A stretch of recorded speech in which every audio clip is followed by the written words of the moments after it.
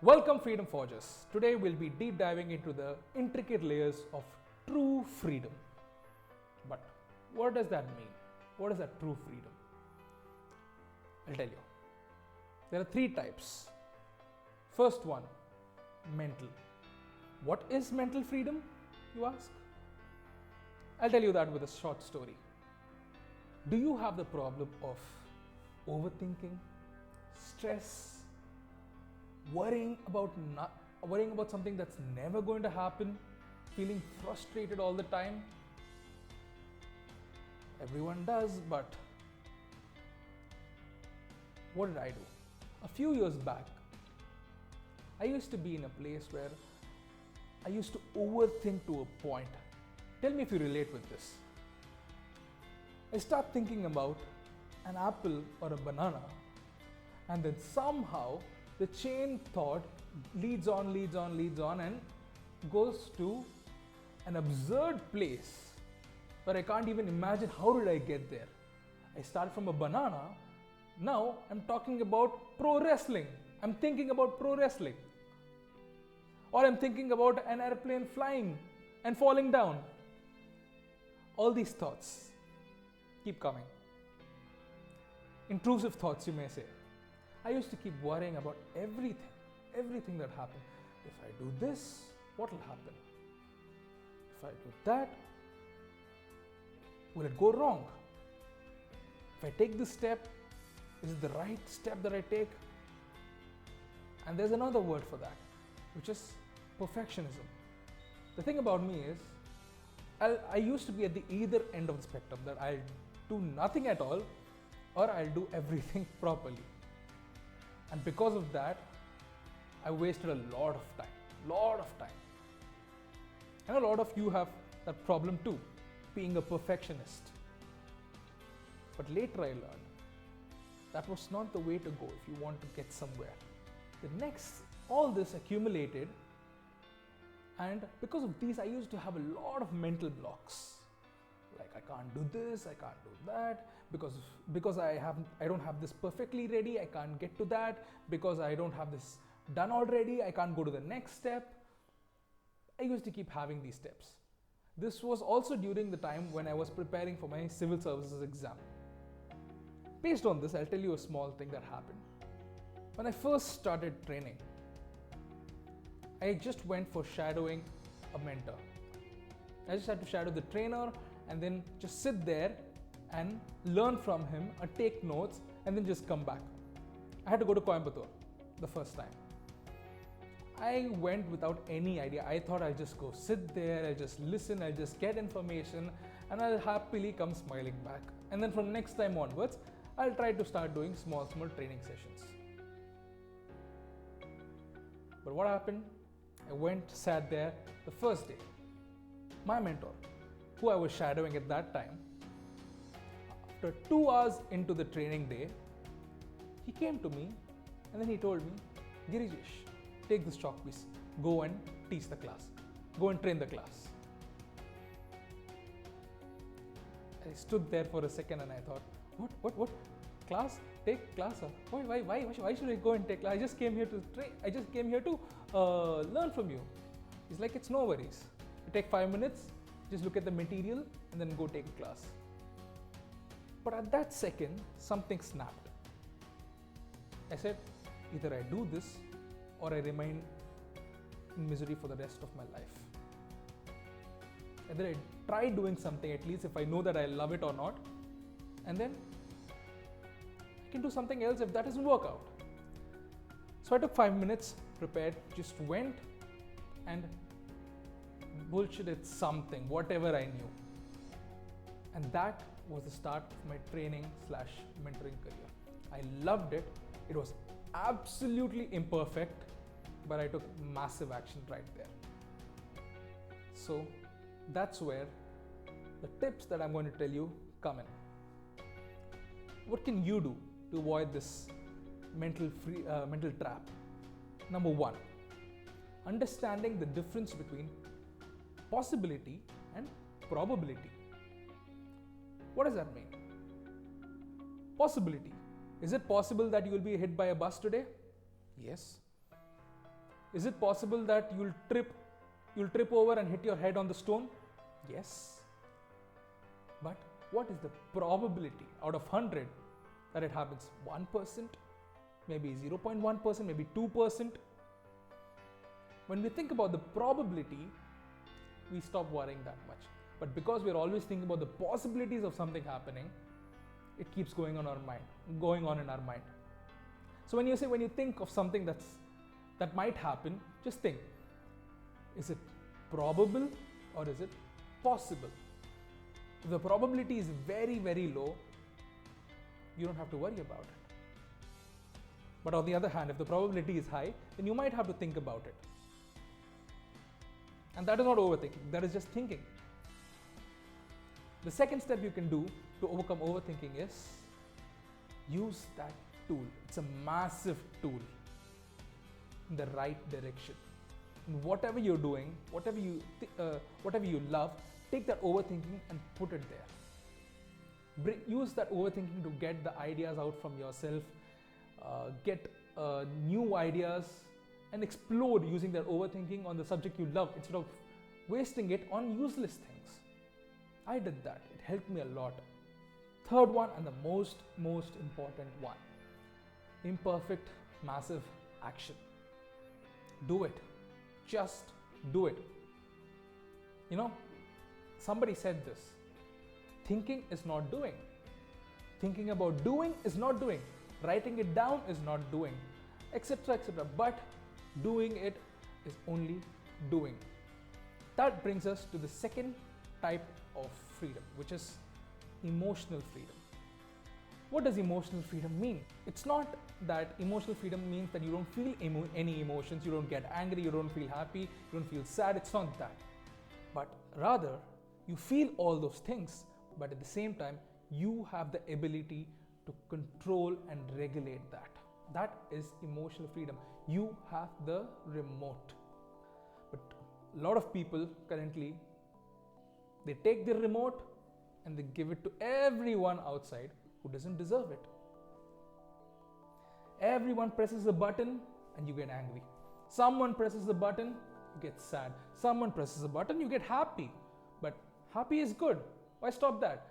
But once you have the habit of giving your remote to someone else, all the other emotions are also a part of it. So what can you do to regulate these emotions?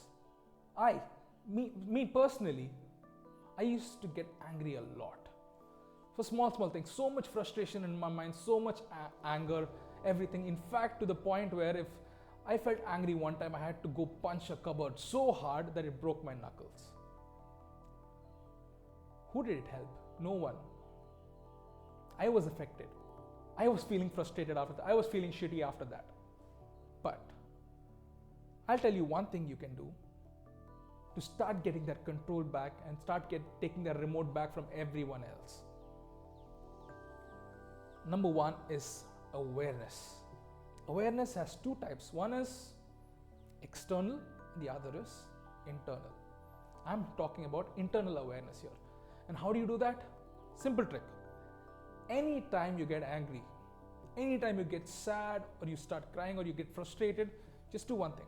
Close your eyes and tell yourself, I'm aware that I'm angry. I'm aware that I'm frustrated. Or say, I'm angry now. I'm feeling angry right now. I'm feeling frustrated right now. Just tell that. And just by doing this one thing, that is, just by noticing that emotion, just by noticing, you're able to get rid of 80 to 90% of that emotion. Or you understand that emotion and you're able to control it now. You can now move forward. You have the choice now. Do I still want to get angry at that person? Do I still want to get frustrated or not? If you want to get angry and frustrated, by all means go ahead. But this time you have the control. That is all I'm saying. And when you have that control, you don't end up doing something you regret. That's the beauty of controlling emotions.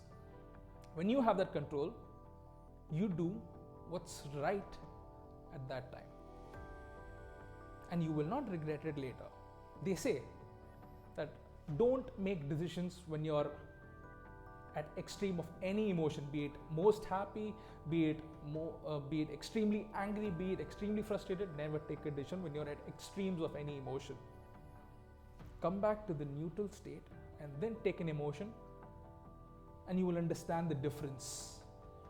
For example, you're driving your bike or car, you're going, some idiot cuts in front of you, and you want to shout, you want to yell at him, you want to cuss at him, you'll be like, I'll go down and give him one tight slap because he cut me. I've felt that way many times. But when I go and stop it right there, I do get frustrated and angry. I'm like, ah. But then I ask myself, is it worth it? What am I going to? I'm safe now. I didn't actually hit him. He just cut me. What am I going to get out of this? If I shout at him, if I go slap him, all that it's going to do is trigger my emotions of anger and frustration, which is not good for me. In fact, physically speaking, when you get angry, a lot of research has shown that when you get angry, there is a poisonous chemical or a hormone that is released in your body that is actually literally poisonous to your body. And you don't want that. You don't want to poison yourself intentionally. Why would you do that? I don't want to do that. So I just say it's okay, just go, let him go. And I feel much better after that. And number 2 thing you can do is very simple, meditation. When I mean meditation, it doesn't mean like sitting in Padmasana and doing Om, Om, Om. No. I'm just asking you, take 10 minutes out of your day, either early in the morning or just before you go to sleep. Just sit and be with your thoughts. Just be aware of what you're thinking. Whenever a thought comes into your mind, just be aware that, okay, I'm thinking of this. Okay, these are the thoughts in my mind. And don't think more about it, just let it go. Focus on what you're thinking next. Keep doing this. The first 2-3 days, you'll be like, why are there so many thoughts in my head? And why are all these thoughts like this? Then maybe after some time, your mind will start getting empty. Your mind will start getting more free, and you'll focus on the thoughts that are more important to you. When all that pollution and dust is removed and settled, you'll focus on the real thoughts that are important to you. And a trick while doing this is trying to focus on your breath or your heartbeat. Anything that tells you that you're alive. So try to focus on your breath or your heartbeat. Just try to do this for 10 minutes a day, and then tell me what you felt in the comments below. Now coming to the last but not the least type of freedom, which is physical freedom. I too, like any other human being on this planet, am not perfect. I've not been able to completely achieve that physical freedom, but the one thing is I'm working on it. What am I doing? 1, I'm eating healthy. 2, I'm trying to work out as much as I can. I'm trying to improve every little day. And let me tell you, it has been amazing. Why? Because it gives me the energy to do whatever I want, to do whatever I love. And that's the most important part. So in a few months, you'll also be seeing me achieving physical freedom. So with all these 3 together, you can be truly free. Let's say you have physical and emotional freedom. You have the energy to do something, and your emotions are in order to do something, but you have the mental block. You're not ready to do something. You're not ready to do what you love to set you free. What's the point? Gone. Let's say you have physical and mental freedom. You have the energy to do everything, and you don't have the physical or so you don't have the mental blocks to do something. You just want to go do it right ahead, but then your emotions like anger and frustration and sadness get in the way and stop you from doing that. Again, it's a waste. Now you have mental and emotional freedom. You want to do everything, your emotions are in order, nothing gets in the way, but you don't have the energy to do that. What's the point then? If you don't have the energy to do and only mental and emotional is there, then again, it's a waste. So these three corners of the triangle, physical, mental and emotional, when they come together, you achieve true freedom from within. You do what you want, whenever you want, with whatever you have. Now, if you have any stories like this that you overcame or you're trying to overcome, do mention it in the comments below. And thank you so much for exploring the layers of freedom with me. And remember, true layer, true freedom is a journey from within. And with that, I'll see you guys in another video. Like, share and subscribe and take care of yourselves. See you.